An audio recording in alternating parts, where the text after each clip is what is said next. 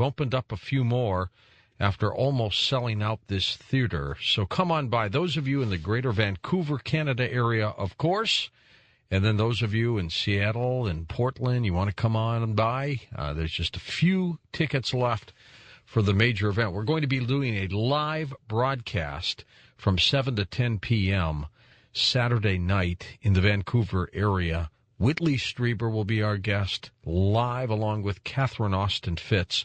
This is a special broadcast just for the Vancouver area, but you can see it live right before your very eyes, so come on by.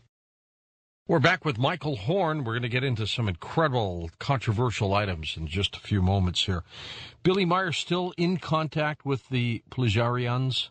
Or the Plejarian, yes, from what I understand. His contacts continue, to this day. Do you now? He has survived some attempts on his life. How many, Michael? 21. 21. Yeah, I know it's comic book numbers, but I have talked to people who've witnessed 12 or more witnesses to at least 12 of those attempts. Give us some of the examples too of what people have attempted to do to him. Well, rifles, handguns, knives, small axes, severing of the brakes to his car. I mean,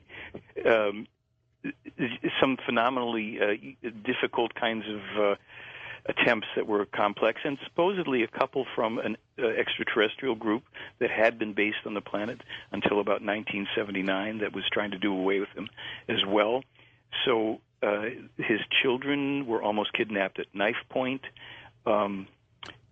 Just a variety of things. In the film, he describes one of the attempts on his life. He shows where it happened, and he also shows how in a dream, a day or two before, he had a dream that this was going to happen, and he fashioned for himself a metal plate, and he put like a little agenda book over it, and he put that on like a little string around his neck under his jacket. So when he went, it was I think he was going for a contact, and he went down this one road that I myself have walked many times, and he said it was from there that someone came out of the bushes with a handgun and shot him point blank right at the spot where he was wearing the thing, and they still have the book with the hole all the way through it, and the metal plate with the hole going into it, and the flattened bullet I think they have somewhere too, and we show that in the film, and it's very dramatic. That's unbelievable. Now, has he gone to law enforcement out there in Switzerland? What have they done? Well, they apparently haven't done too much. On one case where someone shot at them through the car window, and the police said, well, maybe it's a bullet, maybe it was a large stone, and they kind of have a laissez-faire attitude. The Swiss intelligence, from what we understand, knows full well what's happening with Meier, along with the CIA. The CIA were actually based in a military base right up the hill from Meier's place. When you go to visit him, if you're coming from one direction, you wind your way down a road, and on the left is a relatively abandoned military outpost, and that is where the CIA had based themselves for some time. A few years ago, I asked Billy, I said, so, are they still up the hill? He says, oh, no. They, their technology's so sophisticated, they don't have to be that close anymore. But he says, yes, we're always monitored. But he says, I wonder why they don't just come and knock on the door if they want to know something, because we don't really have any secrets. We would tell them, and, he's kind of got a cute sense of humor. It's like, for somebody that has encountered so much grief as well as phenomenal things, he seems to be pretty balanced about it. Why do they want to do him in? Well, look, this is the most suppressed story in human history. If it's true, let's come from this perspective. Sure. If it's true that there's a man in Switzerland who, since childhood, has been meeting with human beings from another star system, being taken on board their craft as young as 5 years of age, continues to go with them and be shown things in the universe, be given information that he publishes that actually gives a whole other take, not only on human history, but our religions, who the gods of our religions were, the fact that they were, in every case, in our major religions, that they were simply more advanced human beings, as many other people have, of course, theorized. But Meier has this connection to some pretty disturbing proof for the authenticity of his contacts and the accuracy of his information. The powers that be, quite understandably, are not interested in ceding their control and their authority to what would be, in some people's minds, an anarchy, a world gone kind of loopy, because suddenly people would realize that there were beings that existed who were completely outside of any terrestrial control or constraint. Even if those beings are, in truth, benevolent, if they exist, they could have destroyed us long ago.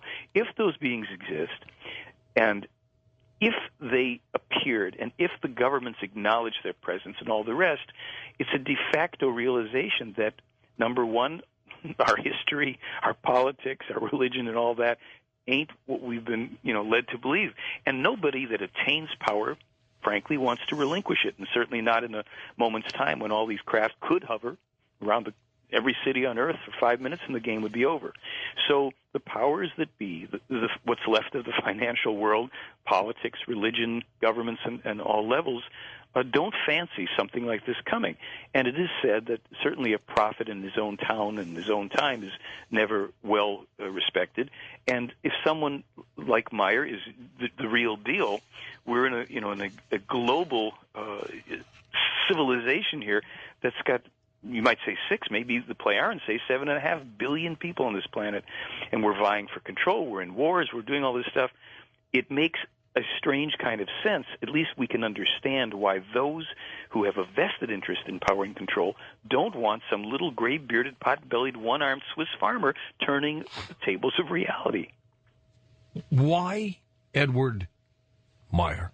All right. So, and Billy came because somebody thought he looked like Billy the Kid, right? Yeah, and because he was walking around in kind of American Western gear, and Meyer had a very interesting life in the Middle East as well.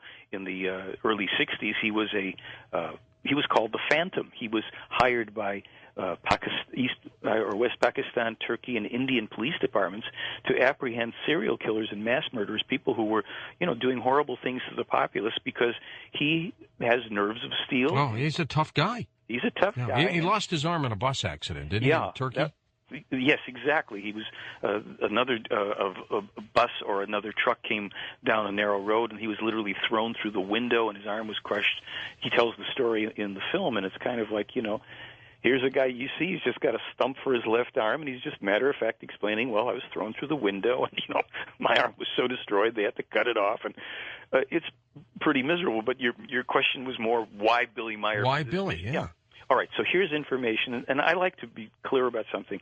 There's things I claim to be able to prove in this case as well as anybody can prove something. And there's other things that I simply say, this is the information. I will call it speculative because, I can't prove it. But and let me ask you this, Michael. Was there a time in the beginning when even you were a little skeptical, that you stood back and said, I don't know about this, and then you got into it?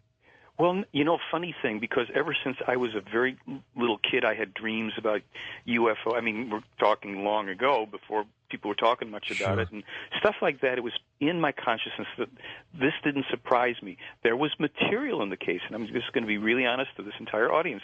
There was material in this case, and I'll get to it maybe after I answer your question about why Billy, but it was stuff that at first really raised a red flag for me, and I will be happy to address that. Okay. But let me tell you about the information as to why Billy. According to the information in the case, we have every human being on Earth and throughout this vast universe, of which there are billions of human races, according to them, there is part of us that's the human spirit, and it's separate to be distinguished from the soul, which is a temporary construct basically situated around what's called the solar plexus. Mm-hmm. The spirit, this eternal, immortal part of us, is like a hologram of the universe. It's the potential of all creation. It's situated in a most minute form in the center of the brain.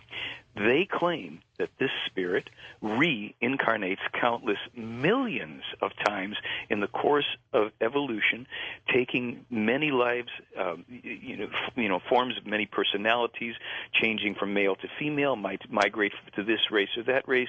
You always incarnate on the planet in which you die, et cetera, and that they know